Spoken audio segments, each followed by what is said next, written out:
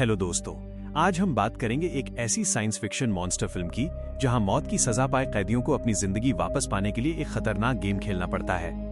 इस गेम में उनका सामना सिर्फ दूसरे कैदियों से ही नहीं बल्कि खूंखार डायनासोरों से भी होता है। फिल्म की कहानी भविष्य के एक ऐसे समय से शुरू होती है जहां मौत की सजा पाए अपराधियों को अपनी आजादी हासिल करने का एक आखिरी मौका दिया जाता है। इसके लिए उन्हें एक बेहद लोकप्रिय रियलिटी शो में हिस्सा लेना पड़ता है जिसका नाम है द जुरासिक गेम्स। इस गेम में कैदियों को एक खतरनाक वर्चुअल सिमुलेशन के अंदर भेजा जाता है जहां उन्हें अपनी जान बचाने के लिए हर संभव कोशिश करनी होती है। खास बात यह है कि ये पूरा खेल लाइव दुनिया के सामने प्रसारित किया जाता है और उनके परिवार भी उन्हें स्क्रीन पर अपनी जान के लिए संघर्ष करते हुए देख रहे होते हैं। इन कंटेस्टेंट्स में एक आदमी टकर भी है। टकर पर अपनी ही पत्नी की हत्या का आरोप लगा है।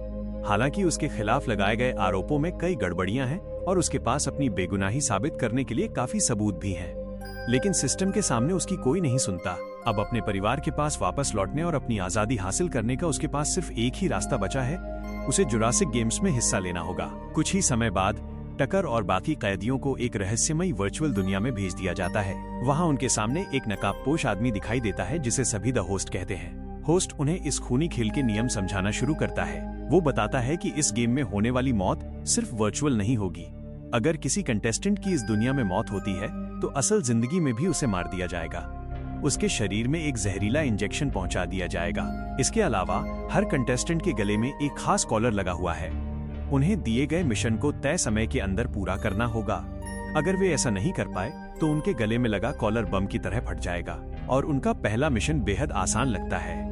उन्हें जंगल के अंदर मौजूद एक सेफ जोन तक पहुंचना है। लेकिन होस्ट यही नहीं रुकता। वो कंटेस्टेंट्स को एक दूसरे के खिलाफ भड़काता है और साफ कर देता है कि इस गेम के अंत में सिर्फ एक ही इंसान जिंदा बचेगा। यानी उन्हें सिर्फ जंगल में छिपे खतरों से नहीं बचना है बल्कि एक दूसरे से भी अपनी जान बचानी है। तभी अचानक जंगल के बीच एक भयानक दहाड़ गूंजती है। सभी कंटेस्टेंट्स डरकर इधर उधर देखने लगते हैं। अगले ही पल उनके सामने एक विशाल टी-रेक्स आ जाता है। इतने बड़े और खतरनाक डायनासोर को देखकर सभी लोग अपनी जान बचाने के लिए भागने लगते हैं। लेकिन भागते समय एक बूढ़ा कंटेस्टेंट जमीन पर गिर जाता है। टी-रेक्स उसकी तरफ बढ़ता है। वो आदमी उठने की कोशिश करता है लेकिन तब तक बहुत देर हो चुकी होती है। डायनासोर उसे दबोच लेता है और कुछ ही सेकंड में उसे बेरहमी से मार डालता है और इसी के साथ गेम में पहली मौत हो जाती है। लेकिन असली डर तब सामने आता है जब पता चलता है कि उस आदमी की मौत सिर्फ वर्चुअल दुनिया तक सीमित नहीं थी। असल जिंदगी में भी उसके शरीर में जहरीला इंजेक्शन पहुंचा दिया जाता है। अब बचे हुए कंटेस्टेंट समझ जाते हैं कि ये कोई खेल नहीं है। यहाँ हर गलती उनकी आखिरी गलती हो सकती है। बाकी 9 कंटेस्टेंट्स किसी तरह जंगल के अंदर पहुंच जाते हैं। वहीं दूसरी तरफ इस पूरे खूनी खेल को दुनिया भर के लोग एक मनोरंजन की तरह देख रहे हैं। लेकिन होस्ट लगातार उन्हें याद दिलाता रहता है कि ये लोग अपराधी हैं और उन्होंने जो किया है उसके लिए उन्हें इस दर्द के लायक माना जाता है। तभी वो पहले मारे गए बूढ़े आदमी के अपराध के बारे में दर्शकों को बताता है। पता चलता है कि वो कभी केमिस्ट्री का प्रोफेसर था लेकिन बाद में उसका मानसिक संतुलन बिगड़ गया और उसने अपनी ही यूनिवर्सिटी को बम से उड़ा दिया था। होस्ट इस कहानी का इस्तेमाल दर्शकों के सामने इन कैदियों को और भी खतरनाक साबित करने के लिए करता है। वह उनके परिवारों को भरोसा दिलाता है कि इन अपराधियों को इस गेम में उनके किए की सजा मिलेगी। लेकिन असली खतरा अभी शुरू ही हुआ था। जंगल में बाकी कंटेस्टेंट्स अपने लिए सुरक्षित जगह तलाश रहे होते हैं।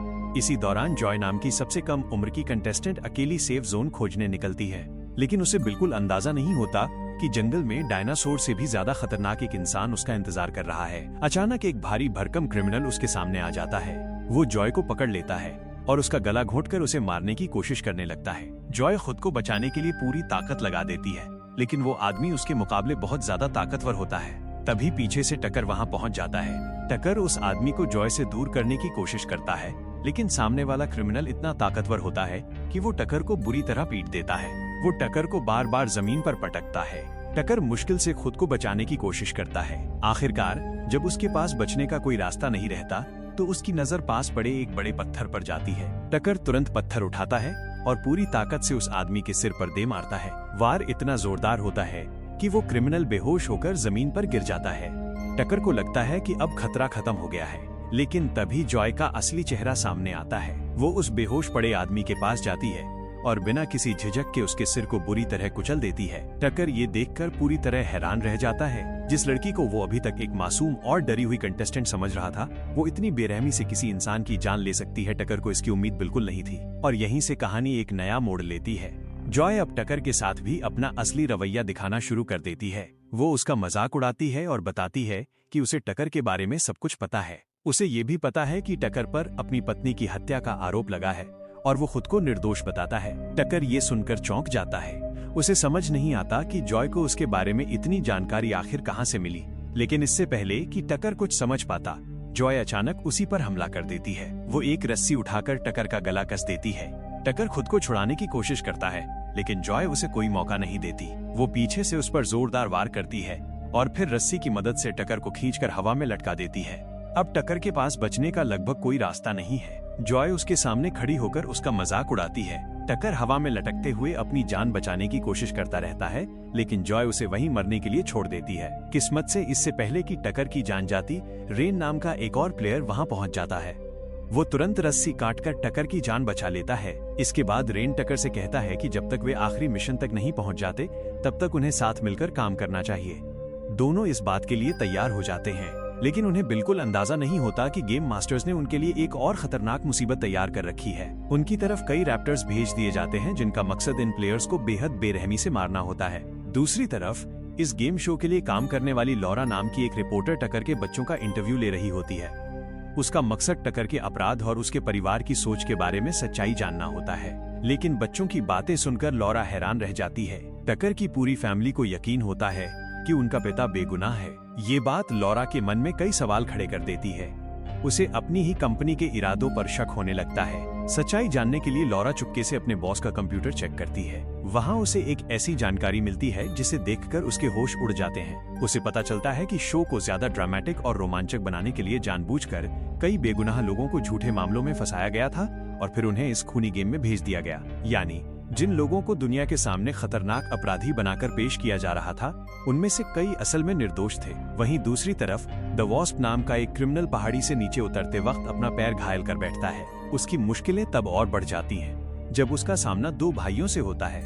दोनों भाई बाकी प्लेयर्स को खत्म करने के इरादे से इस गेम में आए होते हैं, लेकिन द वॉस्प उनकी कमजोरी पहचान लेता है। उसे पता चलता है कि दोनों भाइयों की मां गंभीर रूप से बीमार है, इसलिए वो उन्हें अपने साथ मिलाने के लिए एक बड़ा वादा करता है। वो कहता है कि अगर वे उसका साथ देंगे तो वो उनकी मां के ऑपरेशन के लिए काफी पैसे देगा। दोनों भाई इस सौदे के लिए तैयार होने ही वाले होते हैं कि तभी उन्हें कुछ बेहद खतरनाक दिखाई देता है। उनकी तरफ रैप्टर्स का एक पूरा झुंड तेजी से बढ़ रहा होता है। तीनों अपनी जान बचाने के लिए तैयार हो जाते हैं, लेकिन हमला होने से ठीक पहले कुछ ऐसा होता है जिसकी उन्हें बिल्कुल उम्मीद नहीं थी। अचानक सारे रैप्टर्स गायब हो जाते हैं। तीनों को समझ नहीं आता कि आखिर हुआ क्या है, लेकिन वे इस मौके का फायदा उठाकर वहां से भाग निकलते हैं। असल में शो रनर्स ने जानबूझकर उन रैप्टर्स को वापस बुला लिया था। होस्ट अपनी ऑडियंस के लिए गेम में ज्यादा से ज्यादा सस्पेंस पैदा करना चाहता था, इसलिए वो प्लेयर्स को खतरे का एहसास तो करवाता है, लेकिन सही समय पर उन्हें बचा भी लेता है ताकि शो का रोमांच बना रहे। कुछ समय बाद बचे हुए सभी प्लेयर्स अलग अलग रास्तों से सेफ जोन ढूंढने में कामयाब हो जाते हैं। वे किसी तरह मांस खाने वाले डायनासोरों से बचते हुए एक रहस्यमयी बिल्डिंग के अंदर पहुंच जाते हैं, लेकिन उन्हें बिल्कुल अंदाजा नहीं होता कि असली मुसीबत अभी खत्म नहीं हुई है। जैसे ही सभी लोग बिल्डिंग के अंदर पहुंचते हैं, बाहर बैठे शो रनर्स उन्हें बेहोश कर देते हैं। दरअसल होस्ट को अपनी ऑडियंस के लिए एक कमर्शियल ब्रेक दिखाना होता है, जिसमें वो अपने घटिया एक्शन फिगर्स बेच रहा होता है। ब्रेक खत्म होने के बाद वो दोबारा रियलिटी शो शुरू करता है। इसके बाद वो उन बेहोश पड़े प्लेयर्स के पास जाता है और उनके साथ बेहद घटिया हरकतें करता है। फिर वो खुद भी उसी वर्चुअल दुनिया के अंदर पहुंच जाता है। कुछ ही देर बाद सभी प्लेयर्स को होश आ जाता है। होस्ट उन्हें बताता है कि वे इस समय एक खतरनाक भूल भुलैया के अंदर फंसे हुए हैं और उन्हें किसी भी तरह वहां से बाहर निकलना होगा। इसके बाद वो गेम में एक और लालच रखता है। जो प्लेयर सबसे पहले अपनी जंजीर खोलकर आजाद होगा, उसे इनाम के तौर पर एक बेहद ताकतवर लेजर गन दी जाएगी। अब गेम का दूसरा फेज शुरू हो जाता है। सभी प्लेयर्स उस वर्चुअल भूल भुलैया से बाहर निकलने का रास्ता खोजने लगते हैं और अपनी अपनी जंजीरें खोलने की कोशिश करते हैं, लेकिन तभी एक खतरनाक क्रिमिनल सबको चौंका देता है। अल्बर्ट नाम का ये आदमी कुछ ही समय में उस मुश्किल पजल को सॉल्व कर लेता है। वो तुरंत लेजर गन अपने कब्जे में ले लेता है और बाकी सभी प्लेयर्स को जान से मारने की धमकी देने लगता है, लेकिन तभी टकर सही समय पर खुद को आजाद करने में कामयाब हो जाता है। वो तुरंत अल्बर्ट पर हमला करता है और उसे जमीन पर पटक देता है, लेकिन इससे पहले कि टकर राहत की सांस ले पाता, हालात और भी ज्यादा खतरनाक हो जाते हैं, क्योंकि अचानक उस बिल्डिंग के अंदर बड़ी संख्या में रैप्टर्स घुस आते हैं। ये देखकर बाकी प्लेयर्स भी तेजी से पजल सॉल्व करने लगते हैं। एक एक करके सभी अपनी जंजीरों से आजाद होते हैं और वहां से भागने लगते हैं। लेकिन रेन की स्क्रीन टूट चुकी होती है, जिसकी वजह से वो वहीं फंस जाता है। टकर की नजर जब रेन पर पड़ती है तो वो तुरंत अपनी लेजर गन उठाता है और रेन की जंजीर पर फायर कर देता है। गोली लगते ही रेन भी आजाद हो जाता है। टकर को उम्मीद होती है कि अब दोनों साथ मिलकर आगे बढ़ेंगे, लेकिन रेन अकेले जाने का फैसला करता है और टकर को पीछे छोड़ देता है। हालांकि ये फैसला उसके लिए बहुत बड़ी गलती साबित होता है, क्योंकि रैप्टर्स सिर्फ खूंखार ही नहीं बल्कि बेहद चालाक भी होते हैं। वे पहले से ही घात लगाकर हमला करने की तैयारी कर रहे होते हैं। रेन भागते भागते उसी पुराने कमरे में वापस पहुंच जाता है। तभी चारों तरफ से रैप्टर्स उसे घेर लेते हैं, लेकिन रेन डरने के बजाय उन डायनासोरों पर ऐसे हमला करने लगता है जैसे वो कोई मार्शल आर्ट एक्सपर्ट हो। वो उन पर लगातार हाथ पैर चलाने लगता है, मानो ब्रूस ली बनने की कोशिश कर रहा हो। लेकिन उसका ये कुंग फू ज्यादा देर तक काम नहीं आता। मांस खाने वाले ये खूंखार मॉन्स्टर्स कुछ ही पलों में उसे घेर लेते हैं और अपना शिकार बना लेते हैं। वहीं दूसरी तरफ बाकी लोग उस बिल्डिंग से बाहर निकलने का रास्ता खोजने की पूरी कोशिश कर रहे होते हैं, लेकिन उन्हें कोई रास्ता नहीं मिल रहा होता। तभी रैप्टर्स उनका पीछा करना शुरू कर देते हैं। भागते भागते उनका सामना स्टेफनी नाम की एक महिला से होता है। रैप्टर्स उसे भी अपना शिकार बनाने वाले होते हैं, लेकिन सही समय पर टकर वहां पहुंच जाता है और स्टेफनी की जान बचा लेता है। इसके बाद सभी लोग वहां से भागने लगते हैं। टकर अपनी लेजर गन से लगातार रैप्टर्स को रोकने की कोशिश करता रहता है, लेकिन भागते भागते वे ऐसी जगह पहुंच जाते हैं जहां आगे जाने का कोई रास्ता नहीं होता। अब उनके पास बचने का सिर्फ एक ही रास्ता बचता है। टकर एयर डक्ट पर गोली चलाता है और उसका रास्ता खोल देता है। इसके बाद सभी लोग उस संकरे एयर डक्ट के अंदर रेंगते हुए आगे बढ़ने लगते हैं ताकि उन खूंखार डायनासोरों से बच सकें। कुछ ही देर बाद स्टेफनी बिल्डिंग की बाहरी दीवार तक पहुंच जाती है। वहीं टकर पीछे रहकर रैप्टर्स को रोकने की पूरी कोशिश करता रहता है। आखिरकार स्टेफनी और बाकी लोगों को बिल्डिंग से बाहर निकलने का मौका मिल जाता है, लेकिन जैसे ही टकर भी बाहर आता है, अल्बर्ट अचानक उस पर हमला कर देता है और उसकी गन छीन लेता है। अल्बर्ट को लगता है कि अब उसके हाथ में सबसे ताकतवर हथियार है, लेकिन अगले ही पल उसे पता चलता है कि गन में गोलियां ही नहीं बची हैं। इससे पहले कि अल्बर्ट कुछ कर पाता, टकर उसे जमीन पर पटक देता है। दोनों के बीच लड़ाई शुरू हो जाती है, लेकिन तभी गेम होस्ट बीच में आकर उनकी लड़ाई रुकवा देता है। इसके बाद वो स्टेफनी को एक मैप इनाम में देता है। इस मैप में उस जगह की जानकारी होती है जहां जरूरी सप्लाई मौजूद है। स्टेफनी को ये इनाम इसलिए मिलता है क्योंकि वो सबसे पहले भूल भुलैया से बाहर निकलने में कामयाब हुई थी। मैप देखते ही बाकी प्लेयर्स के बीच उसे हासिल करने की होड़ मच जाती है। सभी लोग उस मैप के लिए आपस में लड़ने लगते हैं। आखिरकार दोनों भाई जबरदस्ती मैप छीन लेते हैं और जरूरी सप्लाई हासिल करने के लिए वहां से भाग जाते हैं। टकर के पास कोई और रास्ता नहीं होता, इसलिए वो भी उनके पीछे जाने का फैसला करता है। इसके बाद तीनों उस सुनसान इलाके में आगे बढ़ने लगते हैं, लेकिन कुछ ही समय में उन्हें एहसास हो जाता है कि ये जगह भी बिल्कुल सुरक्षित नहीं है। चारों तरफ उन्हें कई खतरनाक डायनासोर दिखाई देने लगते हैं और तभी मुसीबत और भी बढ़ जाती है। द वास्प पर एक बेहद बड़ा मांस खाने वाला पौधा हमला कर देता है। वो पौधा वास्प को अपनी तरफ खींचने लगता है। दोनों भाई अपने साथी को बचाने के लिए पूरी ताकत लगा देते हैं और उसे उस पौधे के चंगुल से बाहर खींचने की कोशिश करते हैं, लेकिन तभी बड़े भाई को एक भयानक सच्चाई का एहसास होता है। उस मॉन्स्टर ने वास्प के शरीर में जानलेवा जहर डाल दिया था। अब उसे बचाना लगभग नामुमकिन था। मरने से ठीक पहले वास्प दोनों भाइयों को एक और झटका देता है। वो कबूल करता है कि उसने उनकी बीमार माँ की मदद करने का कभी कोई इरादा नहीं रखा था। ये सुनते ही दोनों भाई हैरान रह जाते हैं और अगले ही पल वास्प जमीन पर गिर जाता है और उसकी मौत हो जाती है। ये सुनकर बड़ा भाई गुस्से से पागल हो जाता है और फ्रस्ट्रेशन में ऑडियंस को गालियां देने लगता है, लेकिन छोटा भाई उसे याद दिलाता है कि वे इतनी आसानी से हार नहीं मान सकते। इसके बाद दोनों आगे बढ़ने का फैसला करते हैं और आखिरकार उन्हें सप्लाई मिल जाती है, लेकिन तभी होस्ट उनके पीछे पहुंच जाता है और उन्हें एक और खतरनाक सच्चाई बताता है। पूरे इलाके की जमीन के अंदर ढेर सारी लैंडमाइंस बिछी हुई हैं। अपनी बात साबित करने के लिए होस्ट मैदान के अंदर एक विशाल डायनासोर बुलाता है। जैसे ही वो डायनासोर आगे बढ़ते हुए एक लैंडमाइन पर पैर रखता है, जोरदार धमाका होता है और उसके चीथड़े उड़ जाते हैं। अब लैंडमाइन से बचकर निकलने का उनके पास सिर्फ एक ही रास्ता बचता है, उस मैप का इस्तेमाल करना।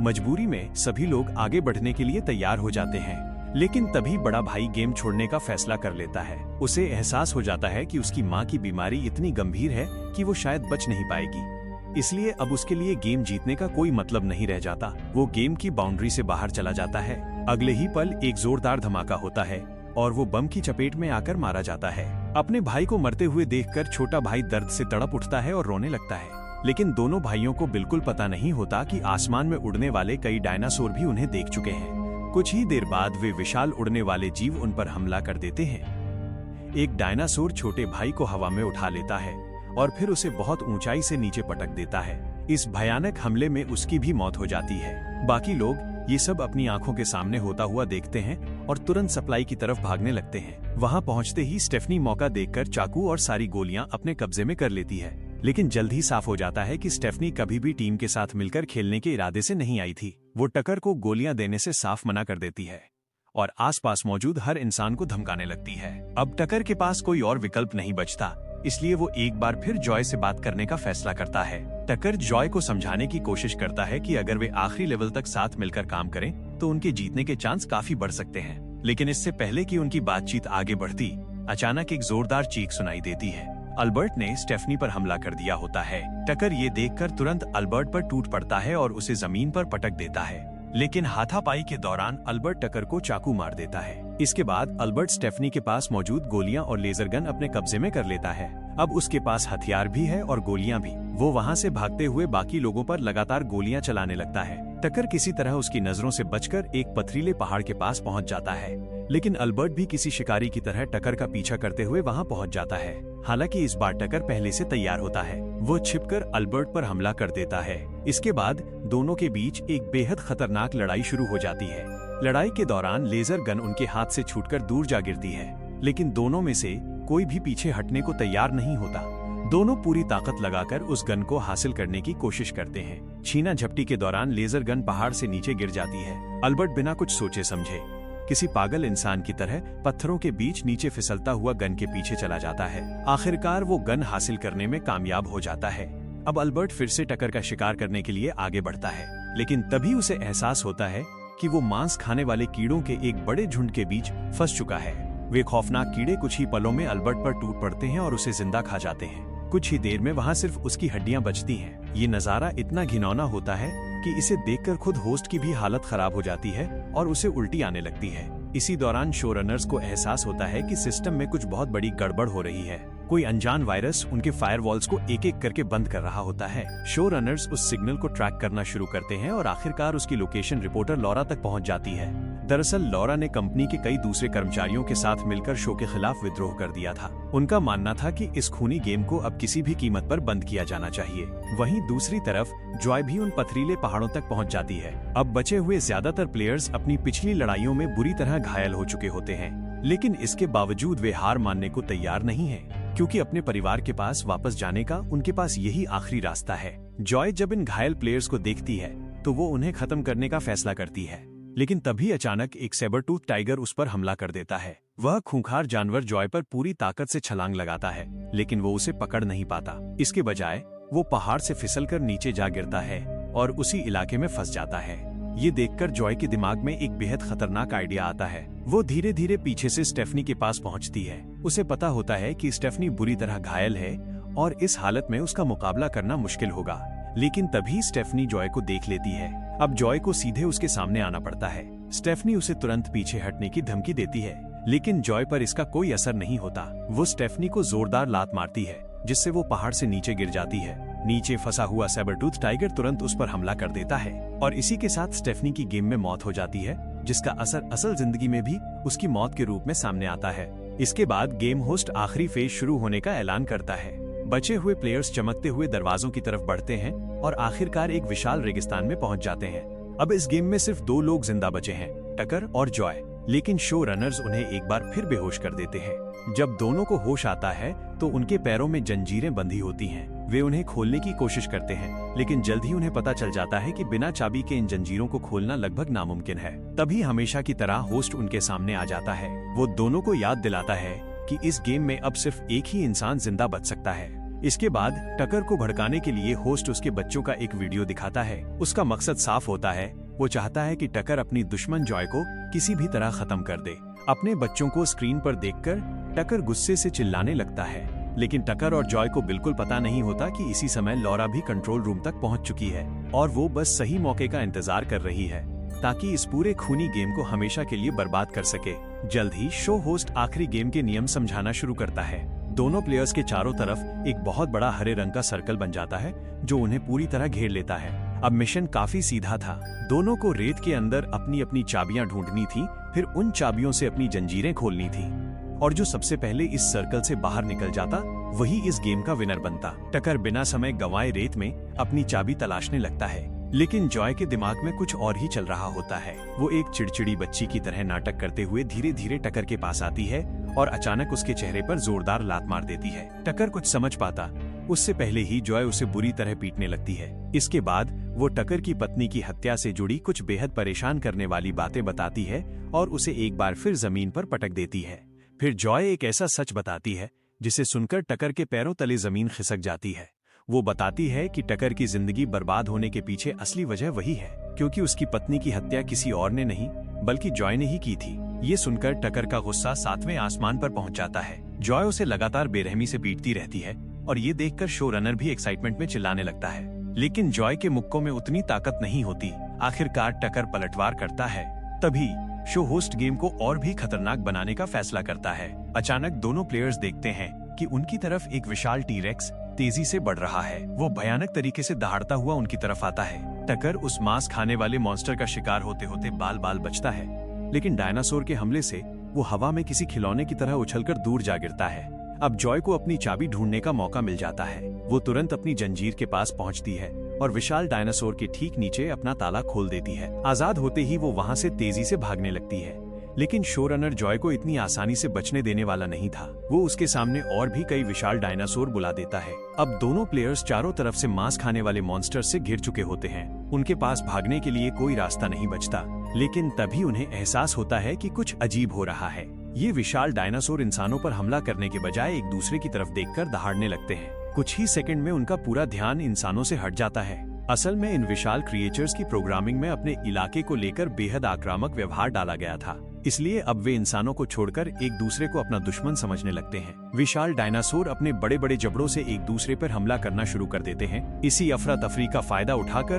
टकर और जॉय को अपनी जान बचाने का मौका मिल जाता है। कुछ ही देर में एक टी-रेक्स लड़ाई में दूसरे डायनासोर को हरा देता है और उसे जमीन पर पटक देता है, लेकिन इसी दौरान जॉय की जंजीर उस मरे हुए डायनासोर के नीचे फंस जाती है। अब वो वहीं अटक जाती है। बाकी डायनासोर भी एक दूसरे पर भयानक तरीके से दहाड़ते हुए फिर से लड़ाई में भिड़ जाते हैं। उन विशाल मॉन्स्टर्स की लड़ाई इंसानों के ठीक सामने चल रही होती है। इसी दौरान टकर को अपनी चाबी ढूंढने का मौका मिल जाता है। वो तुरंत अपनी जंजीर के पास पहुंचता है और चाबी से अपना ताला खोल देता है। अब टकर भी आजाद हो चुका था। वो बिना समय गवाए उन विशाल डायनासोरों से दूर भागने लगता है, लेकिन जॉय भी हार मानने वाली नहीं होती। वो किसी तरह अपनी जंजीर को उस मरे हुए डायनासोर के नीचे से निकाल लेती है और टकर के साथ बाउंड्री की तरफ दौड़ने लगती है। तभी एक विशाल डायनासोर आखिरकार अपने दुश्मन को मार गिराता है। इसके बाद वो सीधे टकर और जॉय के पीछे दौड़ पड़ता है।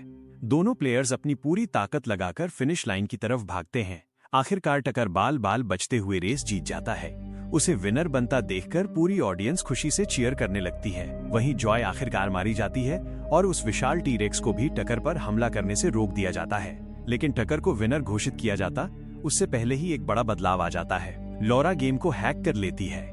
उसने इस खूनी रियलिटी शो को हमेशा के लिए खत्म करने का फैसला कर लिया था। बेगुनाह लोगों को झूठे मामलों में फंसाने का बदला लेने के लिए लॉरा होस्ट को उसी के गेम में भेज देती है। जब होस्ट को होश आता है तो वो खुद को उसी विशाल डायनासोर के सामने खड़ा पाता है। उस टी-रेक्स को होस्ट किसी इंसान की तरह नहीं बल्कि एक स्वादिष्ट बर्गर की तरह दिखाई देता है। अगले ही पल टी-रेक्स उसे एक ही बाइट में निगल जाता है और फिर ऑडियंस की तरफ देखकर जोरदार दहाड़ता है। वहीं टकर को भी आखिरकार उस वर्चुअल सिमुलेशन से बाहर निकाल लिया जाता है। हालांकि कहानी अभी पूरी तरह खत्म नहीं हुई थी। कंपनी के अंदर मौजूद सिक्योरिटी गार्ड्स उन बागी कर्मचारियों पर हमला कर देते हैं और उन्हें मारने की कोशिश करने लगते हैं। लॉरा को भी मजबूरी में उनसे लड़ना पड़ता है, लेकिन दुश्मनों की संख्या बहुत ज्यादा होती है और आखिरकार लॉरा बुरी तरह घायल हो जाती है। वहीं टकर किसी तरह उस गोलीबारी से बचकर बाहर निकल जाता है, लेकिन इस पूरे खूनी गेम के पीछे छिपे सारे काले राज हमेशा के लिए उसी फीमेल रिपोर्टर के साथ दफन हो जाते हैं। कुछ समय बाद टकर को बेगुनाह साबित कर दिया जाता है और वो अपने परिवार के पास वापस लौट जाता है। लेकिन फिल्म के आखिर में एक और चौंकाने वाली बात सामने आती है। जुरासिक गेम्स पूरी तरह बंद नहीं हुआ था। शो रनर्स ने भविष्य में आने वाले कंटेस्टेंट्स के लिए अपने डायनासोरों को और भी खतरनाक बना दिया था। अब इन मॉन्स्टर्स को जानलेवा हथियारों से अपग्रेड किया जा चुका था। यानी टकर की कहानी खत्म हो गई थी, लेकिन जुरासिक गेम्स अभी भी जारी था। तो दोस्तों, आपको ये मूवी कैसी लगी मुझे नीचे कमेंट्स में जरूर बताइए। और अगर आपको मेरी वीडियो पसंद आई हो तो प्लीज वीडियो को लाइक करें और चैनल को सब्सक्राइब करें। मैं आपसे मिलूंगा अगली बार एक और शानदार कहानी के साथ।